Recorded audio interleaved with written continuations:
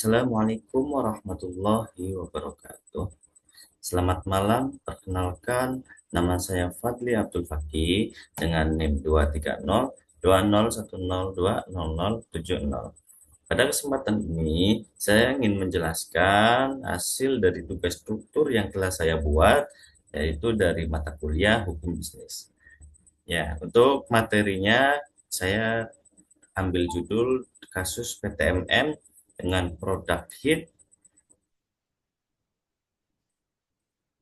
Ya,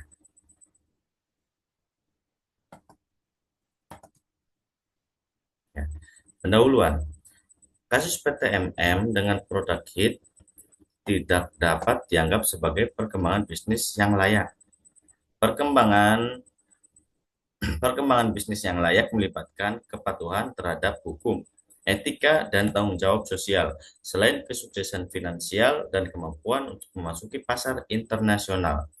Dalam hal ini, PTMM menggunakan bahan aktif Propoxur dan Dichlorphos yang telah dilarang di banyak negara dan dianggap berbahaya. Efek samping dari kedua zat ini seperti gangguan sistem saraf, keracunan darah, hingga kanker hati menunjukkan bahwa perusahaan tidak mengutamakan keamanan dan kesehatan konsumen. Ya, mengapa perusahaan ini tidak layak? Yang pertama, tentunya melanggar regulasi. Ya, PTMM melanggar Undang-Undang Perlindungan Konsumen yang memberikan hak kepada konsumen untuk mendapatkan produk yang aman dan tidak berbahaya.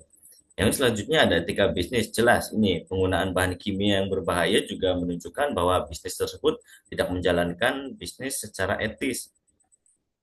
Lalu risiko reputasi. Ya, kasus keracunan yang dilaporkan telah memburuk reputasi HIT di mata pelanggan kos domestik dan internasional. Lalu keberlanjutan bisnis. Produk yang berbahaya bagi konsumen akan sulit untuk dijual dan dapat menyebabkan tuntutan hukum yang merugikan keuangan dan reputasi perusahaan. Lalu bagaimana peran pemerintah dalam hal ini? Yang pertama, melakukan kontrol dan inspeksi. Tujuan dari kontrol dan inspeksi ini yaitu untuk memastikan bahwa bahan yang digunakan sesuai dengan standar nasional dan internasional tentunya. Lalu menghapus izin produksi ya. Untuk sementara jika ada pelanggaran yang serius, izin produksi dan distribusi harus dicabut oleh pemerintah untuk mencegah produk berbahaya tersebar luas. Lalu meningkatkan hukum. Ini dapat mencakup tuntutan pidana dan perdata berdasarkan Undang-Undang Perlindungan Konsumen dan Undang-Undang Kesehatan tentunya. Lalu selanjutnya dalam peran pemerintah yaitu melakukan sosialisasi pada publik. Ya, pemerintah harus memberitahu kepada masyarakat tentang bahayanya produk tersebut dan cara konsumen dapat menghindarinya. Lalu melakukan pengendalian situasi untuk mengurangi dampak negatif terhadap pelanggan. Perusahaan harus mengatur penarikan produk tersebut.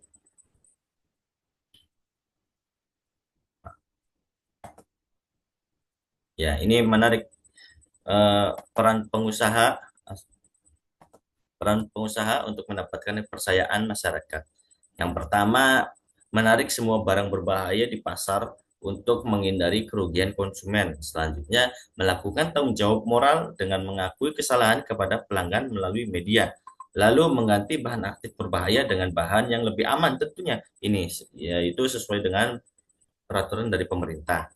Lalu bekerja sama dengan lembaga pemerintah untuk memastikan bahwa semua proses produksi dan distribusi sesuai dengan aturan yang berlaku tentunya.